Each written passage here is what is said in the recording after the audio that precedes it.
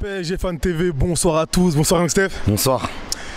13e journée de Ligue 1 Conforama, plus d'invincibilité pour le stade Francis Leblay. Le Paris Saint-Germain s'est imposé face à Brest.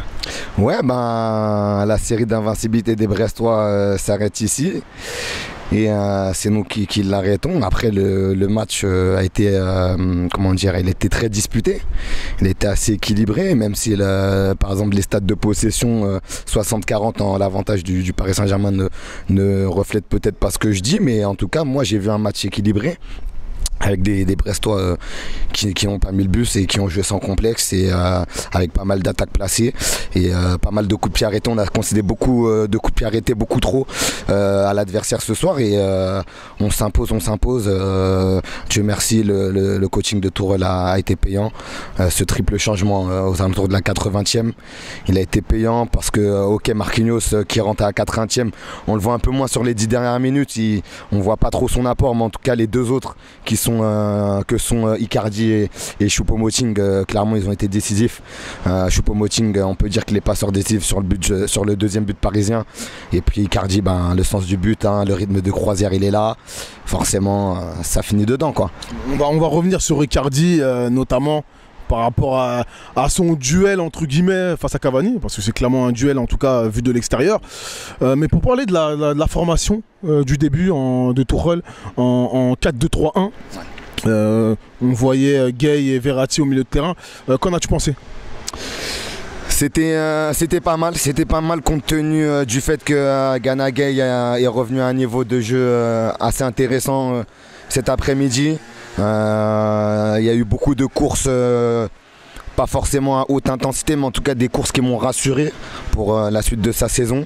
Et il y a eu quelques gestes techniques, je pense aussi un peu à ce petit pont qu'il a placé à un moment donné. Non, sincèrement, Gueye, il a fait un très bon match et il est sur la bonne voie quoi. Il est sur la bonne voie et après Marco Verratti, ben, comme à l'accoutumée, un très bon et rien à dire quoi. Rien à dire. Un petit point sur la défense. Je voudrais souligner la très belle sortie de Thiago Silva sur une des frappes brestoises. J'ai bien apprécié. Il donne tout le temps son corps à la science sur chaque engagement. Et, comment as-tu trouvé cette ligne de 4 ? Je pense aussi aux latéraux, Kurzawa et Dagba. On va parler d'abord de l'axe. Diallo m'a fait peur par moment. Après, on va dire que son match a été correct dans l'ensemble. Il a rattrapé à un moment donné une bévue dans l'axe, une perte de balle dans l'entrejeu de Draxler et franchement c'était tout à son honneur. Franchement, c'était une belle action de la part de Diallo. On va dire que son match était correct. Après, pour ce qui est de Thiago Silva, ben, il a fait un match, il a été assez impérial derrière. Et puis les latéraux, comment trouver les mots ? C'est compliqué. Ce soir, Layvin Kurzawa n'a pas proposé grand-chose. Carrément, les centres, ils ne sentent plus vraiment. Il fait que des centres à ras de terre parce qu'il sait que ces centres à ras de terre font un peu plus mouche que des centres levés. Puis Colin Dagba, toujours timide offensivement. Et puis je trouve qu'il il s'est bien fait aspirer aussi sur le but de Brest, l'égalisation. Du coup, je te dirais que les latéraux ce soir n'ont pas forcément été au rendez-vous quoi. Mais ce qui était bien, c'est qu'on avait Thiago Silva en défense centrale. Et comme dit Jo, quand il est là, en général, derrière, voilà, il y a une assise. Enfin, en tout cas, il y a quelque chose qui se passe. Et défensivement, ben, on est moins, comment dire, on est moins à la merci de l'adversaire, quoi. Puis dans les buts aussi. Dans les buts, il y avait un gardien ce soir. Rico, c'est vrai. Sa première titularisation. Oui, Rico assez sollicité pour sa première en Ligue 1 et sa première tout simplement avec le PSG. Très bel arrêt en première période notamment. Il y a eu une belle claquette aussi, de belles horizontales de la part de ce gardien. Moi, j'avais pas vraiment vu jouer, que ce soit à Séville ou même à Fulham l'an dernier, donc je savais pas trop quelle idée me faire de ce gardien. Et bon, visiblement, il a le niveau d'un gardien numéro 2, clairement. On voit que Navas est clairement au-dessus. Donc Navas était forfait ce soir, mais de dernière minute, mais on voit clairement que Navas est au-dessus. Mais après, Rico, c'est pas dégueulasse non plus. Après, il y a eu cette sortie un peu hasardeuse en première mi-temps. Mais après ça, je trouve qu'il n'y a pas grand chose à signaler. Il n'est pas fautif sur l'égalisation de Brest. Comme j'ai dit, c'est plutôt Dagba qui est un peu. Voilà, qui est un peu. Kurzawa sur son côté gauche également. Voilà, c'est un peu les latéraux qui sont un peu suspects sur cette égalisation. Mais après, non, le gardien ce soir, franchement, c'est une belle surprise. Très bien, on va finir cette interview avec Cavani. Qui fêtait presque sa titularisation. Donc ça faisait des semaines qu'il commençait les matchs sur le banc. Qu'en as-tu pensé? Ouais, Cavani, et puis il n'est pas tout seul parce que j'aimerais terminer aussi par lui, ça me tient à cœur.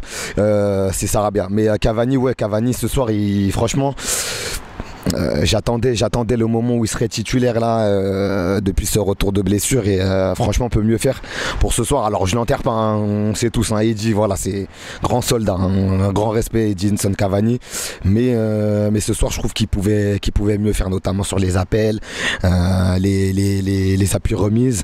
Je trouve des fois il mettait un peu trop de temps pour justement donner à son ailier et ensuite se placer dans la surface. Mais après voilà, il a fait un match, on va dire, il a fait un match assez correct, quoi. Il a bien bataillé quand il a eu des ballons où il a essayé de les mettre au fond, il s'est donné, il s'est pas caché. Donc voilà, il sait très bien que la concurrence elle est rude à son poste. On lui a mis un diable, un assassin, un tueur à gages, hein, dans les pattes, Mauro Icardi. Donc il sait que sa marge de manœuvre est très faible. Elle est très faible et il va falloir qu'il réponde le plus présent possible. Voilà, ça a commencé déjà là. Forcément, ça ne saute pas aux yeux puisque Icardi est rentré en 5-6 minutes, il a scoré. Mais en tout cas, Edinson s'est battu ce soir. Et puis ensuite, je voulais parler de Sarabia parce que voilà, Tourelle sur les 3-4 derniers matchs, il faisait un peu l'économe. Et ce soir, en tout cas en première mi-temps, on l'a vu très très remuant. C'était je pense le Parisien le plus en vue. Et moi ça m'a fait plaisir de le voir. Et voilà, il s'accroche, il ne lâche pas le wagon comme on dit.